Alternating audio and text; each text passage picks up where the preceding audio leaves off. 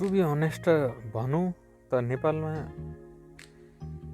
बालेन सरकार बनेको 24 घण्टा भएको छैन। केपी शर्मा ओली पक्राउ, केपी शर्मा ओली पक्राउ, अर्को पक्राउ। केपी शर्माको पछि उसको 2-5 हजारका तिनी भत्ता लिने भतुवाहरू रोडमा आएर आगजनी गर्ने, मेरो देश बचाउ रे, मेरो देश के अरे विदेशीले लाने भयो, लुट्ने भयो। अरे भाइ यत्रो वर्षदेखि लुटिरहेको, कति लुटिरहेको छ तिनीहरूका ब्याङ्क ब्यालेन्स हेर के, ब्याङ्क ब्यालेन्स देशभित्रकाले लुटेर खोक्लो बनाएका तिनी नेताहरूको ब्याङ्क ब्यालेन्स हेर भाइ, तिनका प्रपर्टी हेर, तिनीहरूका टोयलेटका ढक्कनहरू हेर, त्यहाँ भित्र ट्याङ्कीभित्र हेर पैसा कति छ। लुट्नेको कुरा गरे, देश विदेशलाई लुटाउने रे, विदेशलाई लुटाउने। आफ्नै देशमा जब ढुट्टो माटो बनाइसकेको देश छ, विदेशीलाई लुटाउने भरे। तिमीहरूलाई थाहा छ अङ्गुठा छापहरू हो तिमी भनेका, बुझ्यौ कि नै? मेरो देश, हाम्रो देश लुट्ने भयो, विदेशीले लुट्ने भयो। भाइ विदेशी दुनियाँमा कुनै पनि देश र कुनै पनि देशलाई यसो सहयोग नगरेको कुनै देश हुँदैन र सहयोग नलगेको पनि कुनै देश हुँदैन, बुझ्यौ? त्यसको बदलामा के हुन्छ? त्यो भित्री मामला हुन्छ, बिजनेस हुन्छ। कुनै चिज आयात अनि निर्यात आउने र दिने होइन, तिनी भित्री एक अन्तर्राष्ट्रिय बिजनेसेस हुन्छन् तिनी कुराहरू, बुझ्यौ कि नै? बेच्ने भयो, अमेरिकाले किन्ने भयो, नेपाल किन्ने भयो, भारतले किन्ने भयो।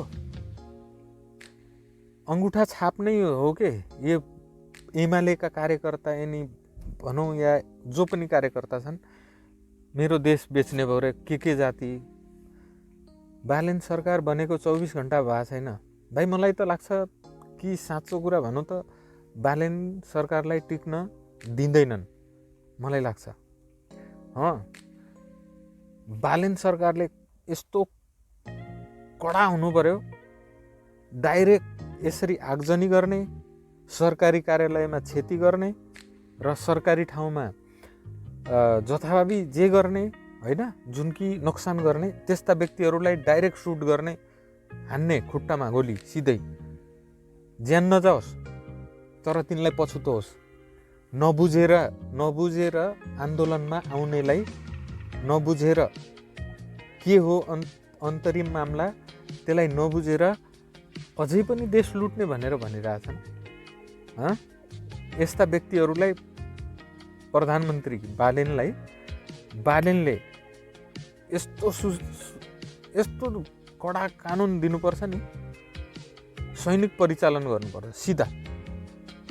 भाइ पुलिस भनेपछि थरर काँप्ने होस् के, र पुलिसलाई पनि त्यति नै रिस्पेक्ट गर्ने होस्, यसरी बोल्दाखेरि पनि बिना गल्ती होइन।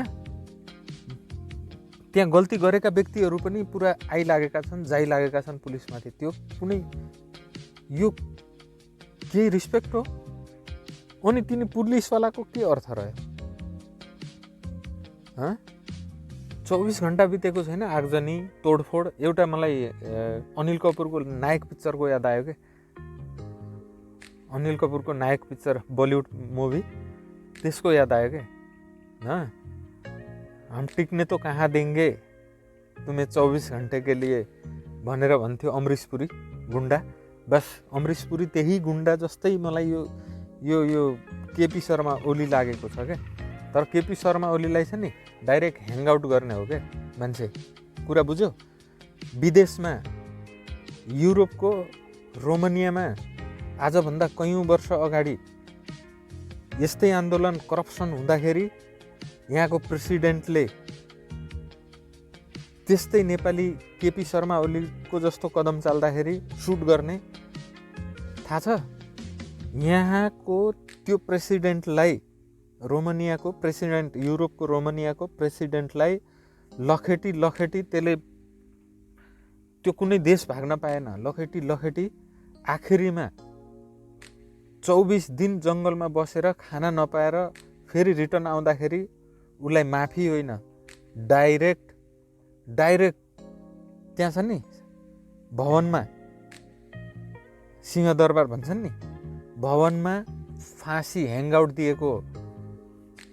डाइरेक्ट फाँसी दिएको।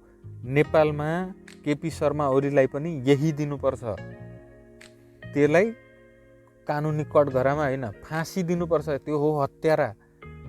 देश बनाउँछु भनेर अगाडि आएको व्यक्तिलाई आफ्ना गुन्डा शैलीमा लगाएर देशमा आगजनी तोडफोड गरिदिने फिल्मी शैलीमा एकदम, यो कदापि ठिक होइन। अनि देश बेच्ने भन्ने कुरो आयो, यो देश बेच्ने होइन, तिनी अन्तरिम मामलाहरू हुन्, तिनी बेग्लै हुन्छन्, पाटाहरू बेग्लै हुन्छन्, बेच्ने होइन।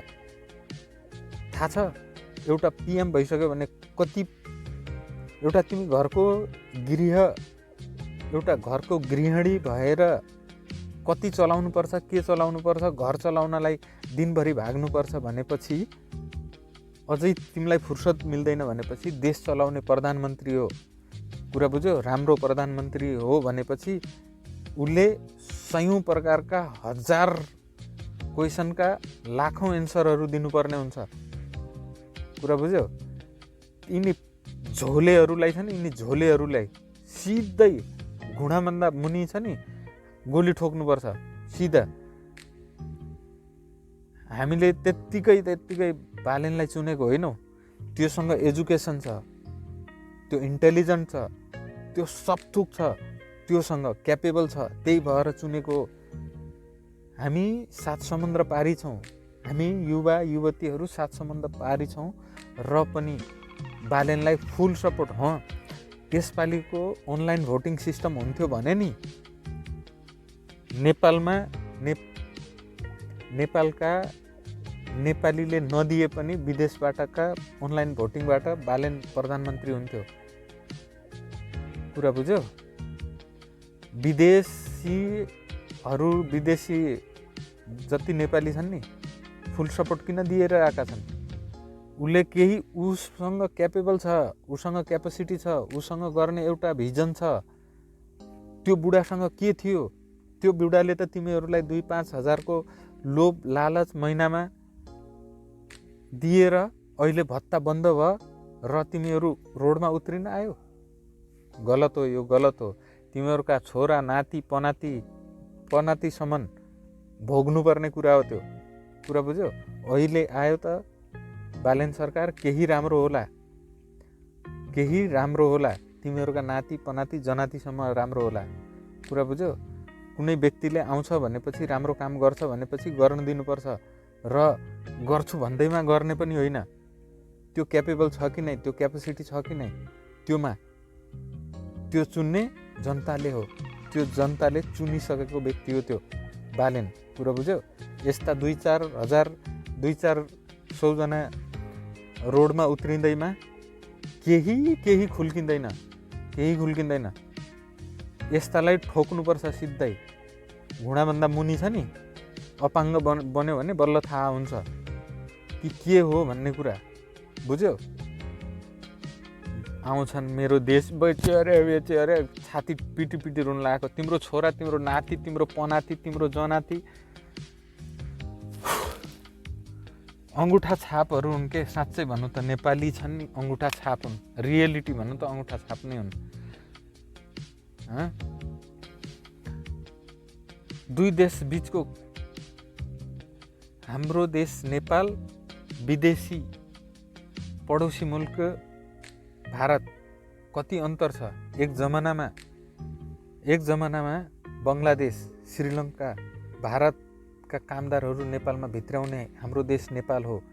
आज हाम्रो देश नेपालका नेपालीहरू त्यही श्रीलङ्का, बङ्गलादेश, भारतमा काम गर्न जान्छन्। किन? गरिब भएर। के को कारणले गरिब भयो? कसरी गरिब भयो? सब सिद्धियो। इकोनोमी छैन, देशको अर्थतन्त्र छैन, केही पनि अर्थतन्त्र डगमगायो, जिडिपी छैन, त्यही भएर त्यो जिडिपी स्ट्रङ बनाउन, अर्थतन्त्र बलियो बनाउन, इकोनोमी बढाउन सब यो व्यक्तिले गर्नेछ जुन बालेन सरकारले। बुझ्यो? यो सरकारलाई काम गर्न दिनुपर्छ र काम गर्न देऊ।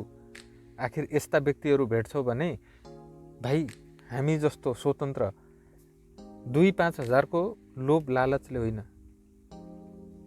राम्रो व्यक्ति चुनेका छौँ, राम्रोसँग काम गर्न दिनु। अगाडि जो आउँछ भाइ यस्ता व्यक्तिहरूलाई त सिधा ठोकिदिनुपर्छ। मेरो त यस्तो न्युजहरू हेर्छु नि दिमाग खराब हुन्छ क्या मेरो। हामीहरूको समर्थन यति छ। आज केपी शर्मा ओली जेलमा गयो भनेर हामीले नेपाली 70,000 का 4वटा खसी अन्तिम इच्छा के छ? जेलमा गयो भनेर त्यो अन्तिम इच्छा के छ?